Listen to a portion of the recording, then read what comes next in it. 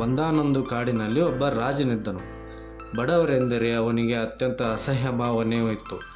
ಅವರನ್ನು ಅನ್ಯತಾ ಭಾವಿಸಿ ಅವರಿಂದ ಆದಷ್ಟು ದೂರ ಇರುತ್ತಿದ್ದನು. ಹೀಗಿರುವಾಗ ಒಂದು ದಿನ ರಾಜನು ಬೇಟೆಯಾಡಲು ಕಾಡಿಗೆಂದು ತೆರಳಿದನು. ಅಲ್ಲಿ ಕಾಡಿನ ರಾಜನಾದಂತಹ ಸಿಂಹವು ರಾಜನಿಗೆ ಮತ್ತು ಸೈನಿಕರಿಗೆ ಬೆನ್ನಟ್ಟಿತು. ರಾಜನು ಅಲ್ಲೇ ಇದ್ದ ಒಂದು ಬಂದೆ ಕಲ್ಲಿನ ಹಿಂದೆ ಅವಿತುಕೊಂಡನು. ಎಲ್ಲ ಸೈನಿಕರು ದಿಕ್ಕಾಪಾಲಾಗಿ ಓಡಿದರು. ಅತ್ಯಂತ ದೊಡ್ಡ ಕಾಡಿನಲ್ಲಿ ಈ ರಾಜನಿಗೆ ಹೇಗೆ ಹೋಗಬೇಕೆಂಬುದು ತಿಳಿದಂತಾಯಿತು.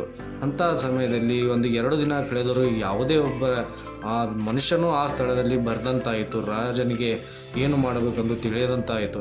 ಅಂತಹ ಸಮಯದಲ್ಲಿ ಕಾಡಿನಲ್ಲೇ ವಾಸಿಸುತ್ತಿದ್ದ ದೇವಪ್ಪನೆಂಬ ಅತ್ಯಂತ ಬಡವನಾದಂತಹ ದೇವಪ್ಪನು ಆ ಕಟ್ಟಿಗೆಗೆಂದು ಆ ಕಾಡಿನಲ್ಲಿ ಬಂದನು.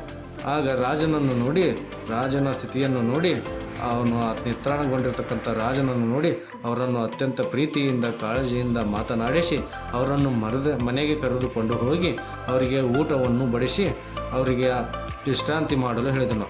ಆಗ ರಾಜನು ಬಡವ ಮತ್ತು ಶ್ರೀಮಂತರಲ್ಲಿ ಭೇದ ಎನ್ನುವುದು ಇಲ್ಲ, ಭೇದವೆಂಬರು ಇರ್ತಕ್ಕಂಥದ್ದು ಮನುಷ್ಯನ ಮನಸ್ಸಿನಲ್ಲಿ ಎಂದು ಅರಿತುಕೊಂಡನು.